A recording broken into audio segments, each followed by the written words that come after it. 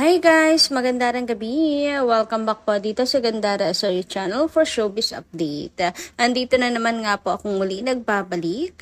Ang nagmamaganda ninyo kachismosang Kimpaw, wala na nga pong iba, ang lokaret na si Gandara Asoryo upang magalit po sa inyo ng latest update and fresh happenings patungkol kina Kim Chiu and Paolo Avellino. And para nga po sa gabing ito, ang tatalakayin natin at pag-uusapan, syempre mga bagong balita at update sa birthday po ni Chinita Princess ngayong araw.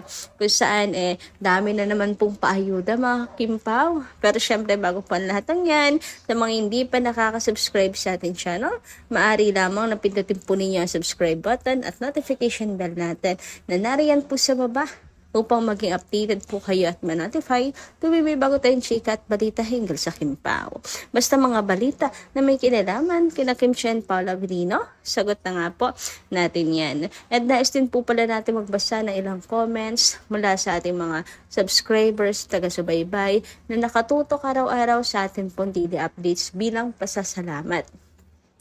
At para bigyan ng tinig ang kanila pong mga reaksyon, opinion at saloobin sa mga nangyayari sa buhay nila Kim and Paolo bilang kanila pong supporters at nagmamahal sa kanila. So narito nga ang first commenter natin. Ngayong gabing ito, nais ko pong i-shoutout at pasalamatan si Ma'am Annalyn Hiccup. Magandang gabi po sa inyo. Sensya, medyo late yung ating update ngayong gabi. Ayan, good evening. Okay lang iyon, Gandara. Bebe time naman para naman matanggal ang kanilang pagod kasi sasabak na naman sila sa May Wine. Sigurado nag-dinner date na naman tapos makikita na naman natin si Kim lang. Alam mo na, Kim Pao forever. No, madam. No, hindi po si Kim lang kundi sadyang tunay na napakatapang na nila Kim and Paolo. Sabi ko naman sa inyo, di ba, malaya na ang Kim Pao. Sabi ko naman sa inyo, di ba, mga kakipi, sa palang Redwood City, paghahayag na yon ng kanila pong relasyon. Kaya mas free po silang i-post ang isa't isa, mga kakimpaw. Kaya naman, no more hulaan, no more soko, no more tagu-taguan, mga Kimpaw, sapagkat talagang binabandera na nila ang isa't isa. Binabandera. Literal na pinangangalanda ka na nga nila mga kakimpaw. Dati naman kasi kahit obvious na magkasama silang dalawa, kagaya ng sa pag-workout, talagang may kanya-kanya silang video pictures mga kakipi. Talagang kanya-kanya pa rin silang dalawa. Pero ngayon, no more na. Dahil talagang hinahayin na po sa atin ang ayuda mga kakimpaw. Hindi na tayo pinapahirapan nila Kim and Paolo. Huwag niyo sabihin na ito ay parte pa rin ng kanilang promotion dahil sila Kim and Paolo ay hindi po, ang relasyon nilang dalawa ay hindi po pang promo lang mga kakimpaw, kundi real na real sila pong dalawa.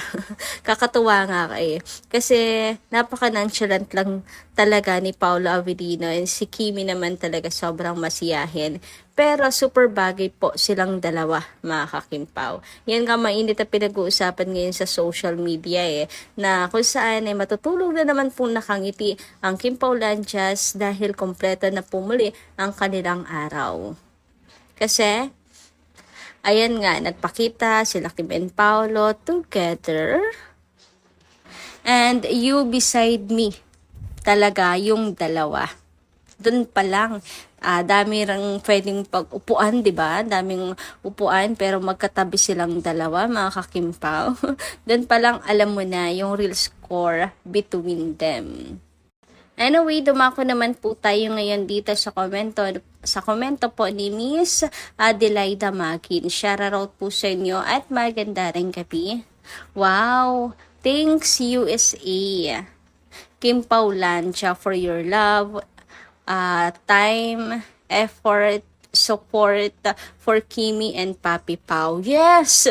Thank you so much, Mama Delay Damagin, at nabanggit nyo nga po yan. So, sa lahat ng Kim Pao Lanchas na pumunta at nanood sa show nila Kim and Paolo, thank you so much and kudos sa inyo. We are really amazed sa inyo pong effort na binibigay para Kim and Paolo, and hindi po dapat to sinasantabi lang or hindi pinapansin mga Kim Pao, kasi dapat ma-appreciate ito mga Kim Pao, dapat pasalamatan po sila, dapat i-acknowledge sila sa kanila pong pagod din, sa kanila pong effort, sa kanila pong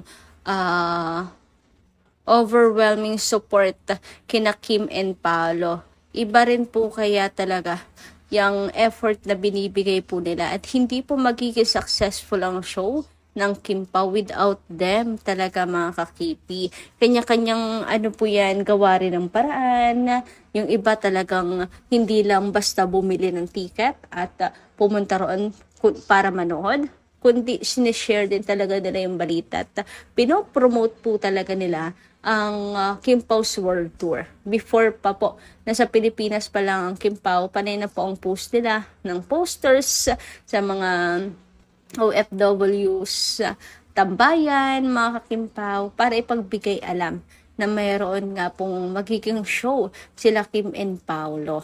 Diba? Iba din talaga. Bukod sa yayamanin, galante, grabe po yung pagmamahal nila, sobrang laki mga Kim Pao kina Kim and Paolo. Kaya dapat talagang po sila hina-highlight, sinasama sa pagko-congratulate mga Kim Pao, pinapansin ang kanilang effort. So kudos sa inyo, maraming salamat po. Anyway, dumako naman po tayo dito sa last commentary natin na babasahin ngayong gabing ito mula po kay Ma'am Josephine Celis. Shout out at maraming salamat sa pagkokomento. God bless them both. Take care. Kim Pao always. Ulitin ko ang panonood. Hindi ako magsasawa. Love na love ko ang Kim Pao. Hindi man ako nakapunta sa USA, masaya naman ako sa resulta ng World Tour ng Kim Pao. Nako, pare-parehas po tayo. At saka, thank you so much sa mga nag-share ng kanila pong experience sa Love Kim Pao. Diba? Kasi parang nandun na rin po tayo, mga ka-KP, dahil sa kanila pong pag-share ng mga kaganapan sa World Tour nila Kim and Paolo, pati tayo nakikisabay sa kanila pong kilig, mga ka-Kim Pao. Kaya naman talagang parang solid na nakapunta rin tayo doon, mga ka-Kim Pao. Basta tayo sobrang masaya sa nabalitaan natin na dalawang show nila Kim and Paolo, napaka-successful. Anyway, dumako naman tayo dito sa mga letters na natanggap ni Paolo and Kim, kung saan ito nga po at i-share ni Paolo Avellino sa kanya pong social media account ang mga letters na ibinigay po sa kanya ng mga fans. And grabe, kahit sobrang dami nito, mukhang binasa lahat siya ni Paolo Avellino at nagtiyagang basahin ang lahat na ito. And sigurado po ako na po yan, itatago ni Paolo Avellino bilang pag-appreciate po talaga ng mga gifts and letters ng Kim Pao Lanchas sa kanilang dalawa ni Kim. And sigurado ako may mga nag-comment siya at meron pong nag-sulat na wag na niyang pakakawalan si Kim. Huy, grabe, sana kung may ganong advices, sundin talaga ni Paolo Avellino. Anyway, sabi naman dito, ayan, nitambay ka dito. Wow, the biggest fan of Kinchu before the age of 10. She already got to see her in person in San Francisco. What a dream come true. Imagine being that young and already meeting your idol. Such a core memory that will last forever. Truly a proud and unforgettable fangirl moment. So true. Grabe, napakaswerte niya, mga kakipi, diba? At nakita niya ng personal sila Kim and Paolo, tapos nakapag selfie pa po siya, mga kakimpaw. So, hindi talaga to niya malilimutan as a fan. Ito yung isa sa pinakamasayang araw niya for sure, mga ka-KP. And, diba, isa to sa patunay lang, mga kakimpaw, na talaga ang pagmamahal, kina Kim and Paolo, wala pong pinipiling edad. Marami nagmamahal sa kanilang dalawa. Bata, Gen Zs, titos, titas, ayan, lolo and lolas, mga seniors, talagang mahal po sila ng lahat, mga kakimpaw. Sobrang kamahal-mahal din naman kasi sila Kim and Paolo. Dahil nga sa kanila pong magagandang ugali na dapat lang po sa isang artista na kagaya po nila na may influensya. Samantala, dumako naman tayo dito sa kaganapan sa birthday ni Chinita Princess, mga kakimpaw. And eto nga po, may celebration si Kim with the Kimpaw team. And ang kanyang photoshoot, mga kakimpaw, na kanyang ishinya sa kanyang social media account na bongga. May pa-photoshoot si Kimi.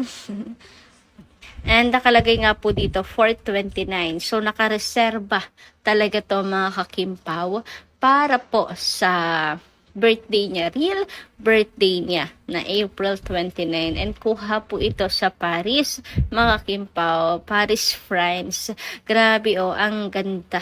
Napaka-classy, napaka-sophisticated, napaka-elegant ni Chinita Princess dito.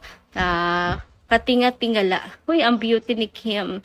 Pak na pak, mga kimpaw. And ang ganda ng mga shots, ang ganda ng OOTD ng outfit ni Kimi, and ang gwapo ng kanyang photographer.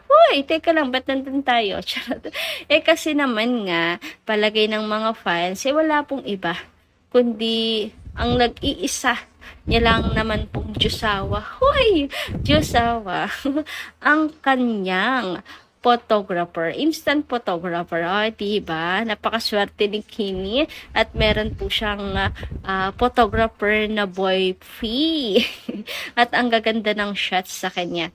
Talagang ang favorite subject ni Paolo talaga si Kim po. And swerte din naman ni Pao kasi meron po siyang model na Diyosawa, di ba? Grabe naman ngayon. So, eto nga yung mga pahabol post ni Kimi. Kuha po sa France. Grabe, dami pa ng pictures ni Kim, no? Na nakatago pa sa bowl. Ilabas mo na yan lahat, Kim. Lalo na yung sweet moments niya ni Papi. Teka lang. Anyway, hanggang dito lang po muna ang ating update, mga kakimpaw. Maraming salamat po sa inyong pakikinig. And kita-kits po tayo muli sa mga susunod pa natin chikas tungkol kina Kim and Paolo. Lalo na mga magagandang kaganapan sa kanilang dalawa ngayong birthday ni Chinita. So yun lang, kita-kits po ulit sa susunod update. Ingat po palagi.